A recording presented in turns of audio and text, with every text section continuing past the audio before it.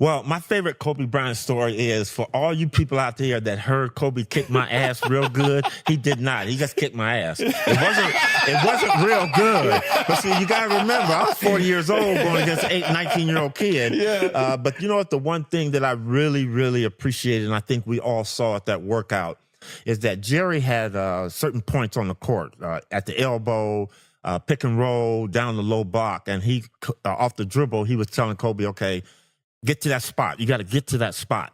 And my job was to keep him away from that spot. And if a 19-year-old kid, the one thing that I was impressed with was his physical strength. Yeah. And just his ability to be able to get to that spot. He didn't get near the spot.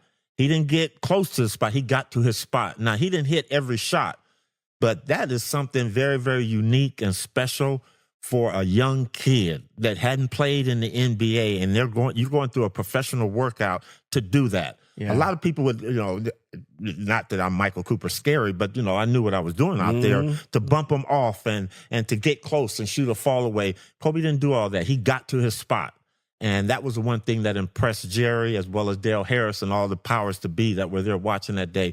Every time he was supposed to do something, he got to where he was supposed to go. Did he hit the shot all the time? No, but he got there. And that's the part of being a unique NBA player. The great ones get to where they're supposed to. Like Kareem, he going to get to where he's supposed to score. Michael Jordan's going to get to where they're supposed to so they get the best shot. And that was the one thing that was really awe-inspiring to me about Kobe. Now, Kobe made some all-defensive teams. Did he ever come to you and ask you for insights? Kobe asked me one time how to defend somebody because I was working there with the footwork, and that was it. But you know what? It doesn't take a lot to be a good defensive player. It takes the will to be a defensive player, and that's what it is. And Kobe wanted. My wish for Kobe when he was a player, for him to have won a Defensive Player of the Year award. I think he was good enough to do that. Michael Jordan did it, but he and to make as many defensive teams. But you know what? When you got the ability of Kobe, you ain't thinking about that. Yeah. He goes back to what Bob McAdoo say. My offense is my defense. Because if you score on me, I'm definitely going to score back on you. But that was the fun part about watching Kobe's progression as he got better. I want you to rank your top 5 all-time Laker players of all time. In order or just my top 5? You can just give us your top 5. Yeah. Well, my GOAT is Kareem Abdul-Jabbar. I think he's the greatest player that's ever played this game. Yes. There's been many, many others, but you have to put Kareem as number 1 for me. That's for me. Number 2 would be Magic Johnson. And I'm a little biased about that, but the reason I put Magic 2 is because, and Byron can attest to this, we watched the young man come in as just a good basketball player to become a legendary basketball player that actually changed the game of basketball and changed the Laker organization. So Magic's my number 2. Now it gets hard for me. My number 3, and I love him to death, is Jerry West. And Jerry's the logo. But Jerry was a significant part of the game of basketball, changing here in Los Angeles, changing it because of the way he played the game. And I kind of like the thing that makes him stick up there for me is listening to Chick Hearn.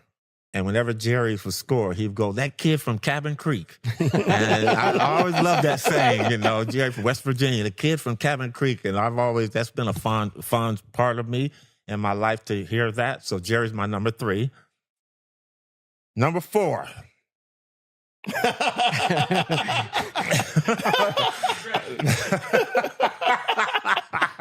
My number 4 is Elgin Baylor.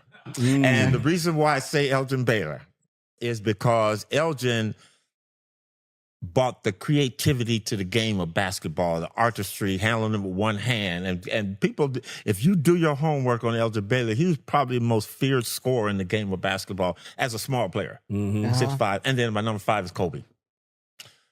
But it's a 5 and a 5A. And my 5A would be Shaq. Shaq was the most dominating player. And I'm leaving out Wilt Chamberlain. Yeah, how about that? Shaq was the most dominating player. But the reason I give Shaq the edge, because Wilt didn't really have a jumper. All he had was a finger roll. Shaq had a dunk.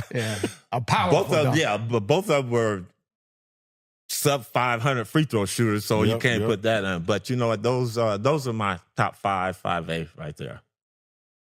Byron? Everyone that he said, I wouldn't. I think the order he said him in is the order I had, except I had Kobe just slightly ahead of Elgin. Yeah. You know, but after that, you know, having Shaq instead of Wilt, yeah, because I think Shaq had more of an arsenal. You know, besides just dunking, and you know, Wilt had to dunk in the finger roll. Shaq had a turnaround jumper. Yeah, he had the jump hook. You know, he had the drop step. Shaq was just a beast, man. He can get up and down the floor. Yeah, he could. Yeah, he could run. And he defended. But don't take now. Wilt had some speed too. He can get up and down the floor. I mean, he ran track at UK, so you know, Wilt had game too. But I love Coop's list. I agree with that list. Now I got another list. My other list is Kobe, and Kobe. And Kobe is my sixth man.